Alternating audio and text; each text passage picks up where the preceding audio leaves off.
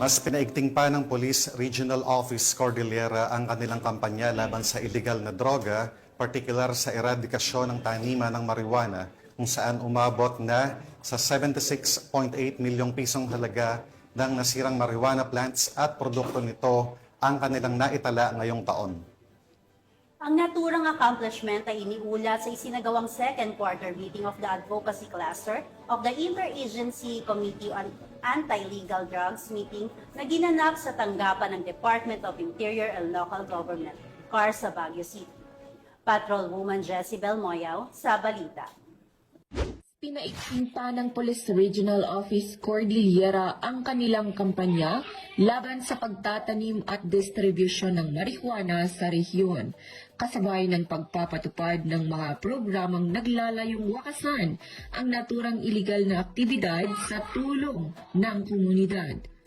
Sa second quarter meeting ng Cordillera Interagency Committee on Anti-Illegal Drugs Advocacy Cluster noong ika-1 ng Hulyo taong kasalukuyan,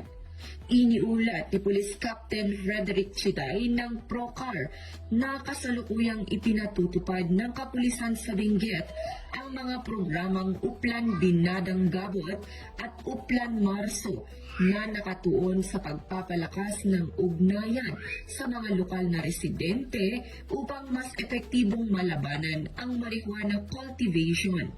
Samantala, sa lalawigan ng Kalinga, isinasagawa naman ang mga operasyon sa ilalim ng Uplan Charlie Weed at Uplan Ganja 2 na nakatuon sa pagsugpo sa mga taniman ng marijuana at paghuli sa mga individual na sangkot sa pagtatanim at pagbebenta nito.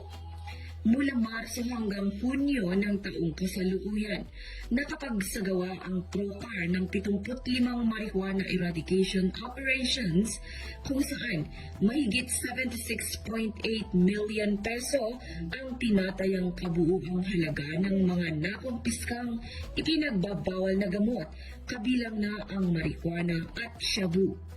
Ipinapakita ng mga inisyatibong ito ang patuloy na dedikasyon ng kapulisan ng Cordillera sa kanilang tungkuling sugpuin ang iligal na droga, protektahan ang mamamayan at itaguyod ang ligtas at maayos na pamayanan.